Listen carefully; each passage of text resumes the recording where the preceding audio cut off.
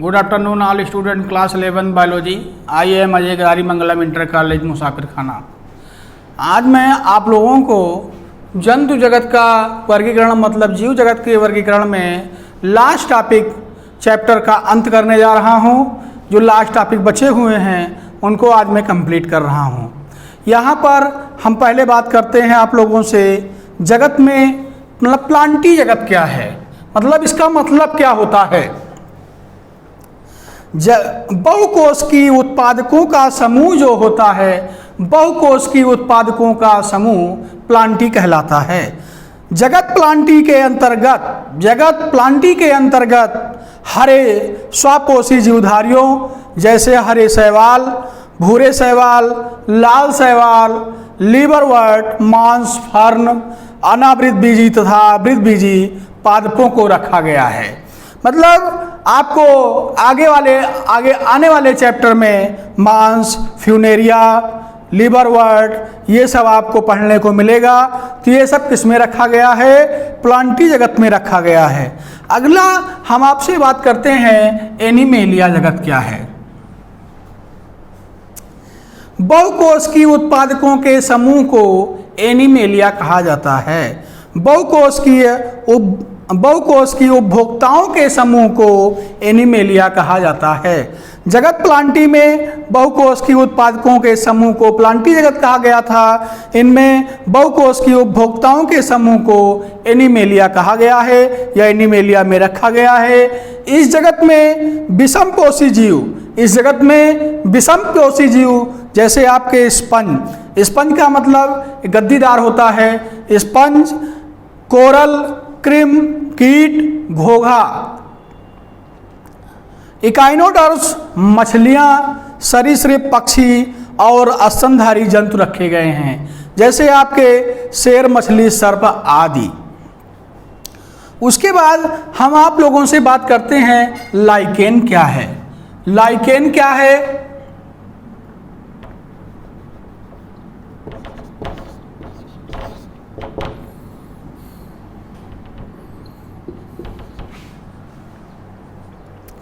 Lichen यह कवक तथा शैवाल के मध्य सहजीवी संयोजन होता है।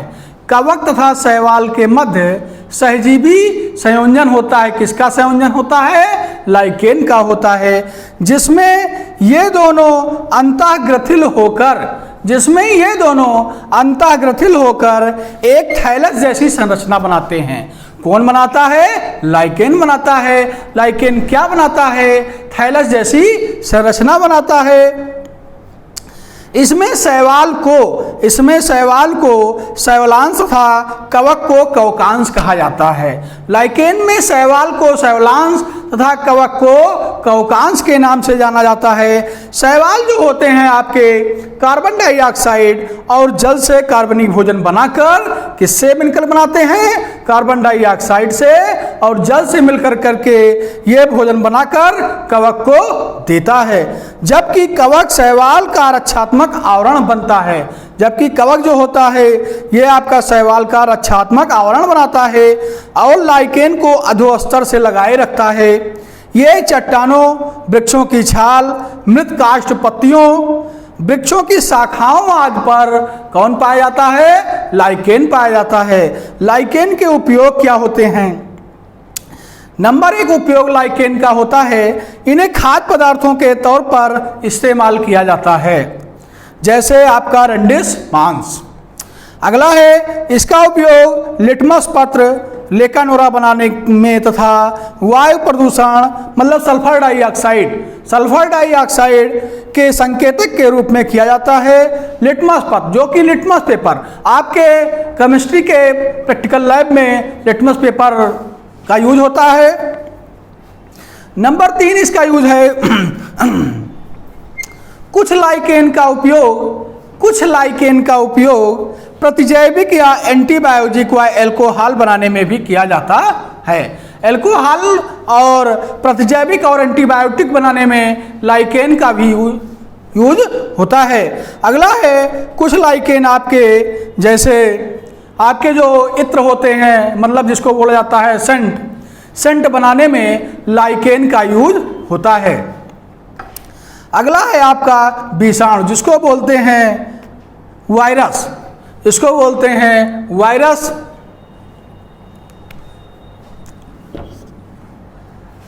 विषाणु ये आपके सूक्ष्मदर्शी, मतलब माइक्रोस्कोप से देखे जाते हैं, ये आपके सूक्ष्मदर्शी आकोशिकीय संक्रमित कण होते हैं, जिनको हम लोग नग्न आँखों से नहीं देख सकते हैं, इनको माइक्रोस्कोप की सहायता से देखा जाता है।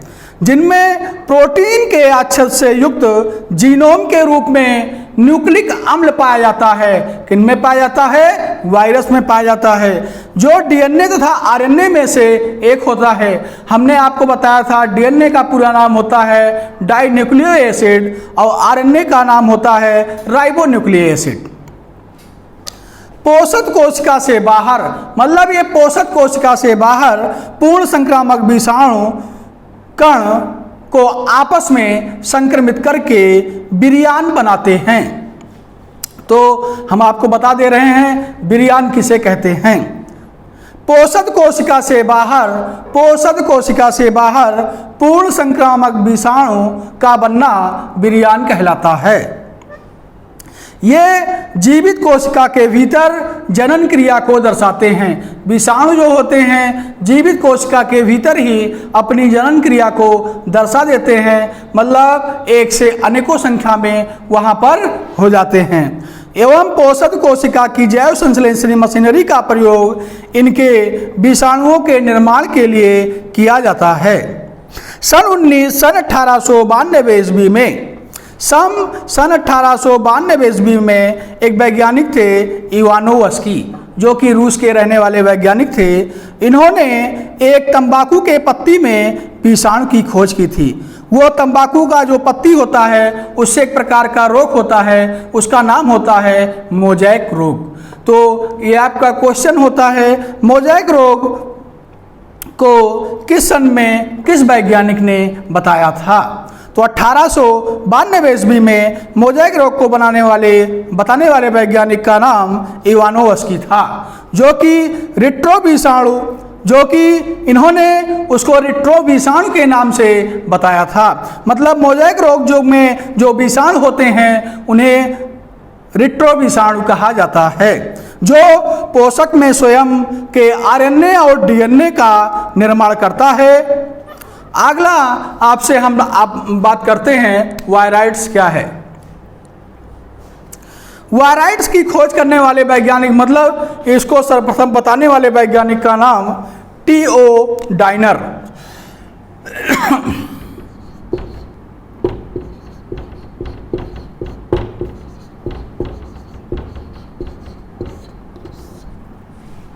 वायराइड्स को नाम देने वाले या खोज करने वाले पहले वैज्ञानिक थे आपके टी.ओ. डाइनर।